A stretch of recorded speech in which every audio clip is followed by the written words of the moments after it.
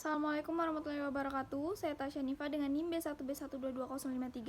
Di sini saya akan mempresentasikan materi dengan mata kuliah yaitu Tata Kelola Keuangan Pemerintah yang diampu oleh Bapak Wirmi Eka Putra, SEMSI, di mana materi kali ini berjudul tentang APBN atau Anggaran Pendapatan Belanja Negara. Berikut penjelasannya. Baiklah, untuk materi yang pertama yaitu tentang pengertian anggaran. Nah, anggaran atau budget ialah suatu daftar atau pernyataan terperinci tentang rencana penerimaan dan pengeluaran untuk suatu kegiatan untuk jangka waktu tertentu. Biasanya 1 tahun. Ada budget yang disusun berdasarkan atas tahunan kalender yaitu mulai tanggal 1 Januari dan ditutup pada tanggal 31 Desember dalam tahun yang bersangkutan.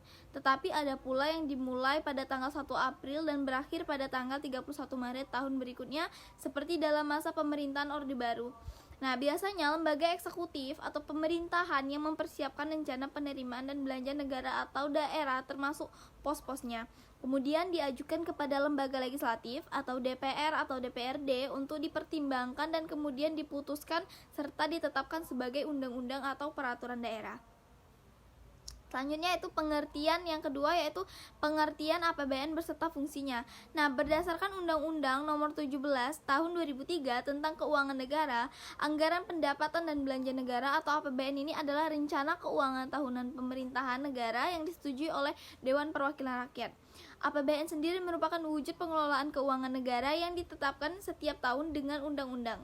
Nah, APBN terdiri atas anggaran pendapatan, anggaran belanja, dan anggaran pembiayaan. APBN disusun berdasarkan siklus anggaran atau budget cycle. Selanjutnya itu fungsi APBN menurut Undang-Undang Nomor 17 Tahun 2003 itu sebagai berikut. Yang pertama itu fungsi otorisasi. Nah, fungsi otorisasi ini mengandung arti bahwa anggaran negara dan daerah menjadi dasar untuk melaksanakan pendapatan dan belanja pada tahun yang bersangkutan. Yang kedua yaitu fungsi perencanaan. Fungsi perencanaan mengandung arti bahwa anggaran negara dan daerah menjadi pedoman bagi manajemen dan dalam merencanakan kegiatan pada tahun yang bersangkutan. Yang ketiga itu fungsi pengawasan. Nah, fungsi pengawasan ini mengandung arti bahwa anggaran negara dan daerah menjadi pedoman untuk menilai apakah kegiatan penyelenggaraan pemerintahan negara sesuai dengan ketentuan yang telah ditetapkan. Selanjutnya itu fungsi alokasi. Fungsi alokasi sendiri mengandung arti bahwa anggaran negara daerah harus diarahkan untuk mengurangi pengangguran dan pemborosan sumber daya serta peningkatan efisiensi dan efektivitas perekonomian. Selanjutnya itu fungsi distribusi. Fungsi distribusi ini mengandung arti bahwa kebijakan anggaran negara dan daerah harus memperhatikan rasa keadilan dan kepatutan. Yang terakhir yaitu fungsi stabilisasi. Nah, fungsi stabilisasi sendiri ini mengandung arti bahwa anggaran negara dan daerah menjadi alat untuk memelihara dan mengupayakan keseimbangan fundamental perekonomian. Baik, untuk materi selanjutnya yaitu kebijakan anggaran. Nah, pada umumnya anggaran ini dapat dipakai sebagai alat untuk mempengaruhi kecepatan peningkatan pendapatan nasional, kemudian memperluas kesempatan kerja maupun mencapai distribusi penghasilan yang merata dalam satu negara. Anggaran ini dapat digunakan sebagai alat politik fiskal atau kebijakan fiskal. Terdiri atas perekonomian tertutup. Dalam perekonomian tertutup belum dibicarakan sektor perdagangan luar negeri yang seringkali merupakan sektor penting yang mempengaruhi perkembangan ekonomi nasional. Nah, sektor perekonomian tertutup ini terdiri atas satu yaitu anggaran belanja tidak imbang atau unbalanced budget. Nah, anggaran belanja tidak seimbang ini biasanya dipakai sebagai alat dari compensatory polisi atau counter cyclical policy.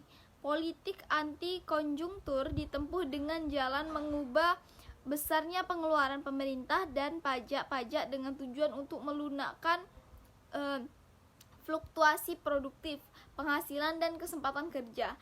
Yang kedua yaitu anggaran belanja seimbang atau balance budget. Nah, anggaran belanja seimbang ini disusun sedemikian rupa sehingga setiap pengeluaran pemerintah dapat dibiayai dengan pajak-pajak dan sejenisnya. Kalau pajak di sini bersifat lump sum dan setiap pengeluaran pemerintah dibelanjai dengan penerimaan pemerintah dari pajak, maka kebijakan ini akan menaikkan penghasilan sebesar satu satuan. Nah, selanjutnya yang kedua yaitu perekonomian terbuka. diperhatikan dalam perekonomian terbuka diperluas dengan memasukkan sektor hubungan perdagangan luar negeri dalam analisis. Dari unsur hubungan luar negeri, variabel yang akan diperhatikan adalah ekspor dan impor. Ekspor dan impor ini dipengaruhi oleh variabel yang sama tetapi berbeda letaknya. Ekspor suatu negara akan dipengaruhi oleh pendapatan nasional negara lain, kemudian perubahan tingkatan harga barang yang sama di dalam dan di luar negeri. Selanjutnya, sistem tarif dan kuota serta besarnya dana atau valuta asing yang ada di negara lain. Karena ekspor impor berarti masuknya dana dari luar negeri ke negara pengekspor, maka peranan dana hasil ekspor ini sama dengan unsur permintaan agregat yang lain seperti konsumsi, investasi, dan pengeluaran pemerintah dalam pengaruhnya terhadap pendapatan nasional. Nah, peningkatan hasil ekspor akan meningkatkan pendapatan nasional sebesar angka pengganda kali tambahan hasil ekspor tadi. Baiklah, untuk materi yang terakhir yaitu kebijakan APBN dalam konteks pengalaman Indonesia. Nah, bagian ini akan melihat peranan anggaran pendapatan belanja negara atau APBN Indonesia ini dalam melayani tugas dan pembangunan, khususnya mengenal dasar-dasar dan faktor-faktor yang mempengaruhi penyusunan APBN serta bagaimana pengaruh dari APBN itu terhadap struktur perekonomian Indonesia. Nah, tujuan-tujuan yang ingin dicapai oleh perkembangan ekonomi Indonesia serta landasan kebijakan pembangunan itu berperan dalam menentukan kebijakan anggaran, dan kebijakan anggaran tersebut akan mempengaruhi proses pembangunan ekonomi itu sendiri. Jadi terdapat kaitan melingkar satu sama lain di antara perekonomian yang terjadi. Nah, kaitan itu terdiri atas kaitan antara landasan dan tujuan pembangunan. Nah, tujuan pembangunan Indonesia ini adalah mencapai masyarakat yang adil dan makmur berdasarkan Pancasila dan Undang-Undang Dasar 1945.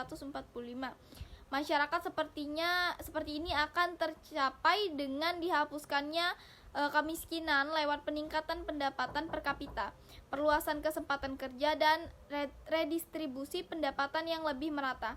Guna mencapai berbagai tujuan tersebut, haruslah disusun urutan prioritas pembangunan sesuai dengan tersedianya dana dan kebutuhan pembangunan. Yang selanjutnya yaitu pola anggaran pendapatan dan belanja negara. Pola APBN atau anggaran pendapatan belanja negara ini serta direalisasikannya pada masa Orde Baru terdiri dari anggaran rutin dan anggaran pembangunan. Anggaran penerimaan rutin atau anggaran penerimaan dalam negeri dikurangi dengan pengeluaran rutin membentuk tabungan pemerintah. Keseluruhan anggaran belanja tetap dipertahankan seimbangan, artinya seluruh pendapatan sama dengan seluruh pengeluaran. Selanjutnya yaitu penarikan pajak. Nah, dalam melihat pengaruh pemungutan pajak terhadap produksi dapat dilihat bagaimana pengaruh pajak tersebut pada kemampuan ability dan kemampuan desir untuk bekerja dan mengadakan investasi. Oleh karena itu, pemerintah dalam usahanya meningkatkan penerimaan rutin lewat perpajakan, jangan sampai kemampuan dan kemauan masyarakat untuk bekerja maupun berinvestasi. Selanjutnya yaitu pengeluaran pemerintah.